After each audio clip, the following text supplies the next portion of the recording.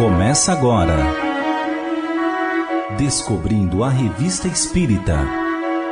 Os fatos, os fenômenos, as análises que auxiliaram Allan Kardec a consolidar os alicerces do Espiritismo. Descobrindo a Revista Espírita. Pesquisa e apresentação, Luiz Armando de Freitas Ferreira. No número de dezembro de 1863 da Revista Espírita, Allan Kardec inseriu uma mensagem escrita pelo espírito François-Nicolas Madeleine, em reunião da Sociedade Espírita de Paris, na reunião de 9 de outubro, expondo seu ponto de vista a respeito do apóstolo Paulo, demonstrando, nos fragmentos de cartas por ele escritas à sua época, ser um precursor do espiritismo. Entre suas considerações podemos destacar: o grande apóstolo Paulo, que outrora tanto contribuiu para o estabelecimento do cristianismo por sua prédica poderosa, vos deixou monumentos escritos que servirão não menos energicamente à expansão do espiritismo. O sopro que passa nas suas epístolas, a santa inspiração que anima seus ensinos, longe de ser hostil à vossa doutrina, está cheia de singulares previsões em vista do que acontece hoje. É assim que na sua primeira epístola aos Coríntios ele ensina que sem a caridade não existe nenhum homem, ainda que fosse santo, profeta e transportasse montanhas, que se possa gabar de ser um verdadeiro discípulo de nosso Senhor Jesus Cristo. Como os espíritas e antes dos espíritas, foi o primeiro a proclamar esta máxima que vos constitui uma glória: fora da caridade não há salvação. Mas não é apenas por este lado que ele se liga à doutrina que nós vos ensinamos e que hoje propagais.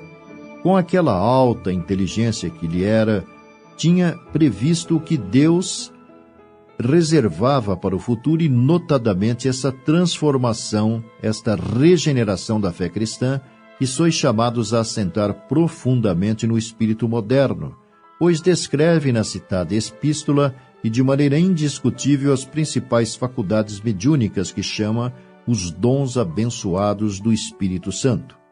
Considerando que o surgimento da doutrina espírita dar-se-ia 19 séculos depois, conclui-se ser sua condição espiritual muito além de seu tempo.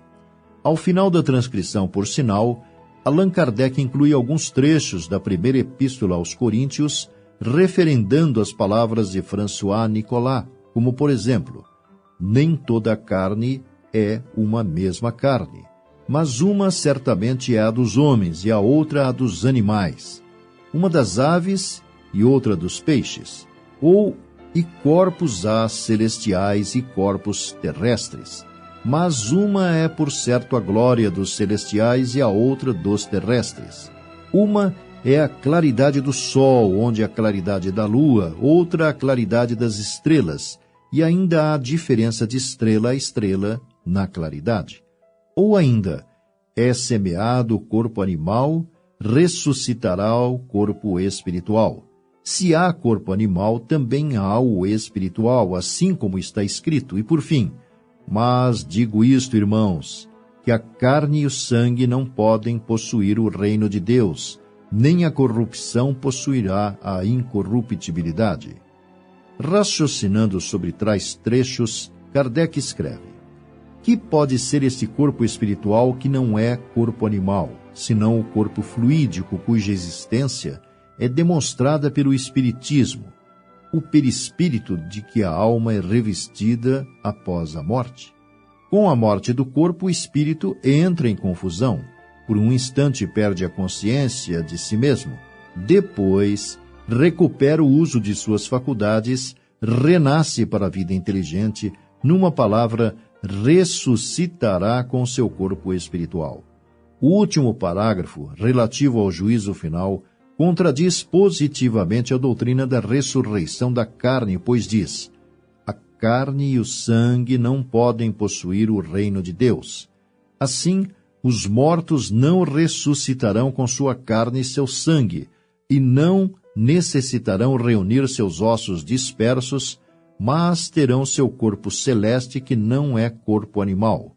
Se o autor do Catecismo Filosófico tivesse meditado bem o sentido destas palavras, teria evitado fazer notável cálculo matemático a que se entregou, para provar que todos os homens mortos desde Adão, ressuscitando em carne e osso com seus próprios corpos, poderiam caber perfeitamente no vale de Josafá, sem muito incômodo.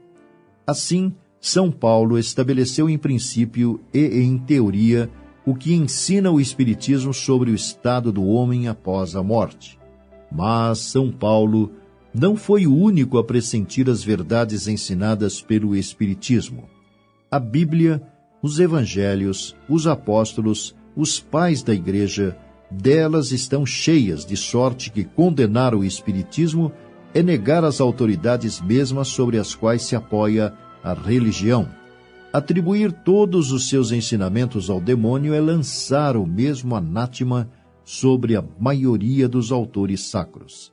Assim, o Espiritismo não vem destruir, mas, ao contrário, restabelecer todas as coisas, isto é, restituir a cada coisa seu verdadeiro sentido.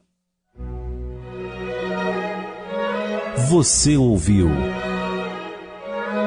Descobrindo a Revista Espírita. Pesquisa e apresentação, Luiz Armando de Freitas Ferreira.